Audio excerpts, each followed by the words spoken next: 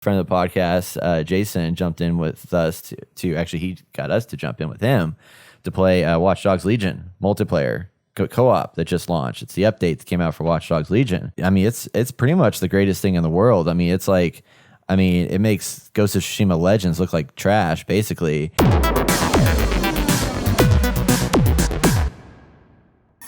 That's right. I'm totally kidding. Absolutely kidding. Yeah. Like we jumped into this. I haven't played it since the release because Assassin's Creed came out, and that was awesome. Going into the game was actually pretty fun, like the main campaign. And then I was really excited because I was like, I knew when the multiplayer came out, I was ready to jump back into it because there's some fun to be had there. So yeah, like we jump into this game and and it is glitchy as all hell, and this game sucks. I just don't want to play it anymore. It's so bad, man. There's just so many issues. So the first issue I ran into before I let you talk. No, go ahead. I'm taking over this podcast. Yeah, I'll take it now. First issue I ran into was you start this mission, and it's like, hey, recruit somebody. So I started off as a woman character, recruited a guy, switched to him, and my objective was still recruit somebody. So I tried to recruit somebody else in the streets, and I have you have to have a certain amount of points, I guess influence points, to actually recruit people. And I was like, I never completed my thing. So me and Jason, I go online, he's trying to look up stuff, and what I end up doing is just deleting my save files.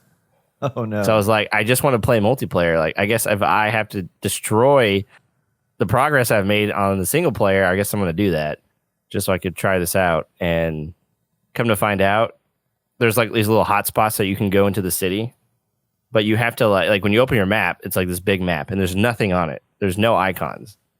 But if you zoom into the map, you're going to see these little hotspots scattered throughout the city. Well, if you go to them, some of them give you influence points, or they give you points that upgrade your challenge rank, which allows you to get influence points. Yeah. So after I was able to get more influence points after this super long, complicated trying to figure out what the hell is going on, because it does not tell you to do this. No.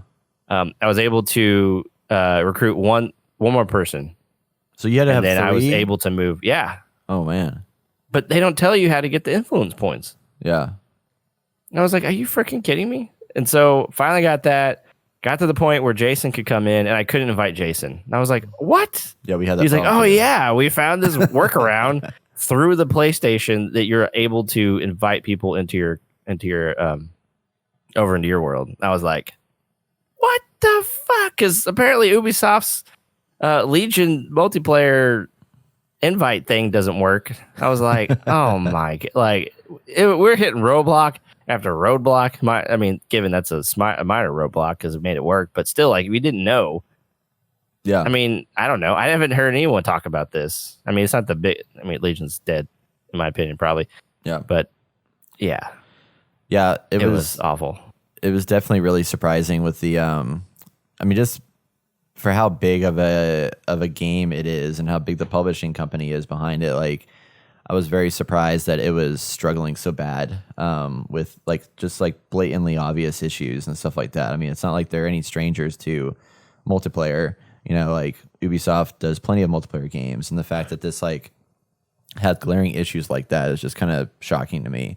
And they did delay part of the game, the tactical ops part of it, which is kind of like their answer to a raid or whatever, to come out a month from now. So it's gonna come out later. But I'm like, I feel like they should just delay the whole thing because it's got a lot of glaring. But I guess they want to get in front of people and then probably get feedback and then go from there. But just the thing that really drove me crazy is the fact that you pull up your map, and I don't know if it unlocks more later on, but you pull up your map and there's a whole bunch of solo missions, and I'm like, why are there solo missions in multiplayer? If I want that, I'm gonna go play the single player. That's what those are for. Right? Yeah. Yeah. So you drop into this big, huge open world, and I guess you guys found chests and stuff that you could go find to get you more influence. Yeah, those are the hot or spots. whatever. Yeah. But they don't that's not indicated anywhere. There's not really a lot of content here. And then if you want to play the co-op missions, it's just there's 3 icons on the map that are just randomly scattered, but you don't go to those icons. you just click on it and it'll start matchmaking, and then it opens up a loading screen and then sends you into the mission that you're supposed to be playing. So you don't drive to that location like you would in an open world. So it's like the open world doesn't really do much except for like 5 minutes of like, let's drive around, just like run into each other and do stupid stuff for a little bit. And then we jump into a co-op mission. It's weird. Yeah. No, it makes no sense to me. And you were saying this is just proof of concept. And I'm like, yeah, like you're right. This is a proof of concept. There's nothing here. This is just like, and then I brought up the topic, like, what's the point of games as a service if you make a game and then its player base is basically non-existent, but you've already committed to doing all of this stuff, which was supposed to be marketing to get people to buy this game, buy the Game Pass, buy all the extra stuff if they want, add-ons and skins and whatever, which I don't know if they have it here, but actually Jason said he did. There's a store. Something. There's a shop in there. Yeah. It's like you have all these things, you're putting all this time and money and effort into this game, and you're planning for it to be a success and for people to be in this like consistently to the point where you're actually making money. And I'm sure they make some money. And, I guess if they made a profit, I wouldn't be surprised. But, the way outside looking in, it just doesn't seem like they are. Like, how are they doing this? And now they've committed. And we've seen games already like Avengers get to the point where they're losing money. Yeah. And they've committed to games as a service, which is a long road. Like, why not just bring like? I just want to bang my head against the wall. Make a game. If it's successful, add more stuff to it. Why are you wasting time and money?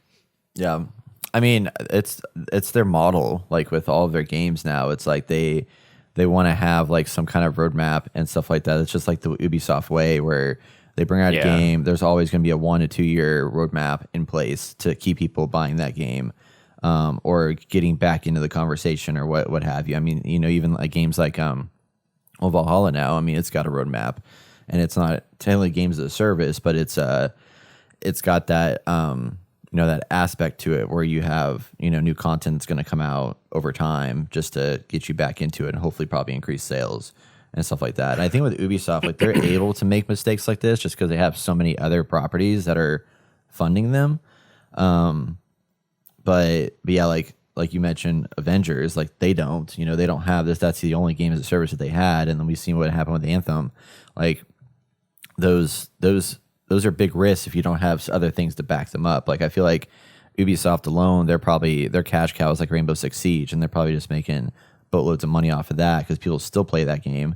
And it's crazy that it just, I don't know, it's a mess. But this thing here, it's just definitely probably shouldn't have existed, or it should exist. I mean, I think the idea of multiplayer in this Watch Dogs Legion is, and that's part of why I bought it, was like, oh, this will be fun to play with friends. But if it's half baked, it's like, now I don't know anymore.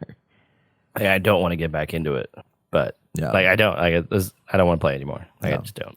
It sucks because I'm looking for something to play with people on PlayStation. But I'll pull my old man card here and be like, back in my day, people really enjoyed a game and people would play it over and over and over. And yeah, times have changed. I get that. But then at a certain point, people are like, oh, like, look, people really enjoy our game.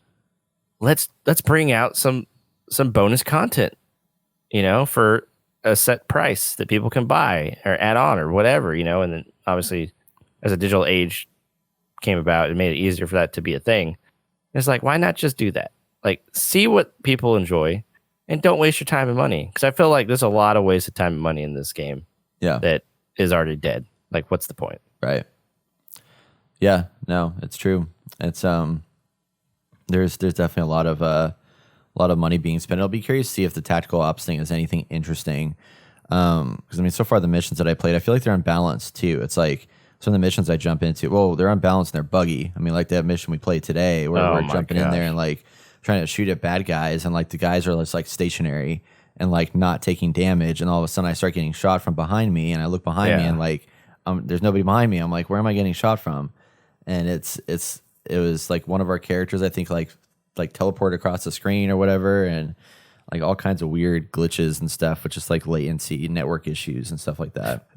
I jumped over the railing to try to go to one of the first place we're downloading some data. Yeah. As soon as I jumped over that rail and hit the ground, I looked to my right, and there's all the enemies. There's like 6 of them. They were just standing in this little corner shooting at somebody. They weren't moving, or no, they were moving, but they were just sitting there, and then they started shooting me. And I'm like, what the fuck? Like, why are they just sitting here?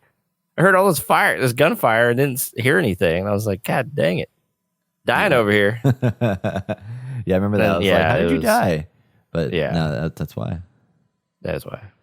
Anyway. Yeah, it's fine. It's I'm hoping they do better with it, but at this point, I don't know.